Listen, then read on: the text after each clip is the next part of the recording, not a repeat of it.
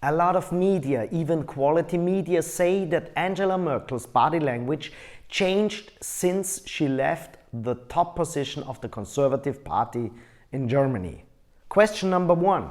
Is that true or not? And is it possible to completely change your body language? And important fact, what you can learn when you want to read body language properly. Stay tuned.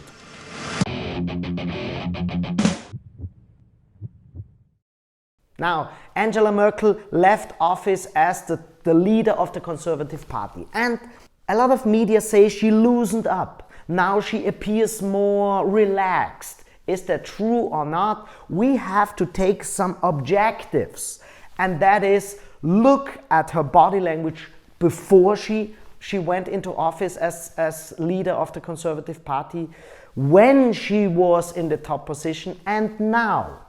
And what we can see here, before she was in office, there are not so many video recordings of that time, but when she was in that position, she always was a person that showed little frequency in her body language. That is rule number 1, look for frequency. That is the tempo of the motions. As we see here, there's not that much frequency. And parameter number 2 is the amplitude. How big are her motions? And as we see here, that was when she was cheering the national football team of Germany. Even when she cheers, she doesn't raise her hands above her head. Now we could say, oh, she was a little bit limited because that was the time when she was in the top position. But as we see now, she hardly ever raises her hands with straight elbows above her head. Now we have to state Angela Merkel is a person of little frequency and of little amplitude in her body language. And that stayed the same throughout her career as an adult.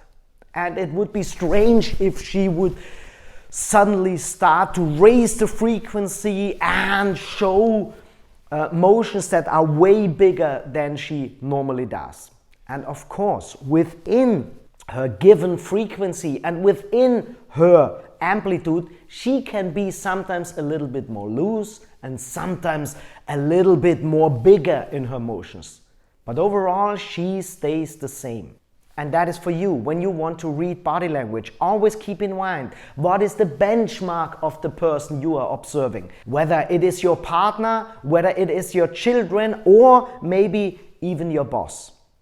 If your boss, your child, or your partner is a person who shows only little motions and only very slow motions, that's the benchmark.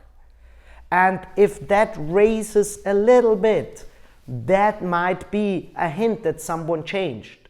Normally a person stays within their given frequency and amplitude.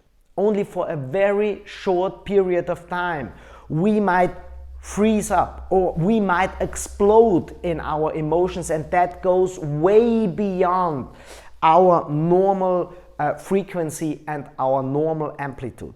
So what I want to say to all those journalists, if you write that the body language of Angela Merkel completely changed, you are wrong. So what I want to say to all those journalists who think that Angela Merkel's body language completely changed, it is mainly that you want to see that she completely changed. And you only pick those pictures that fit into your thinking. She stayed the same. And that is for all of us. Our body language mainly stays the same throughout our life. It is normally called our temperament, and that is inherited. And that is what we like or we dislike within a person. So you can't change the body language basically whether it is Angela Merkel or it is you or it is your partner. And that is why we get along with some people so well and other people just don't click with us.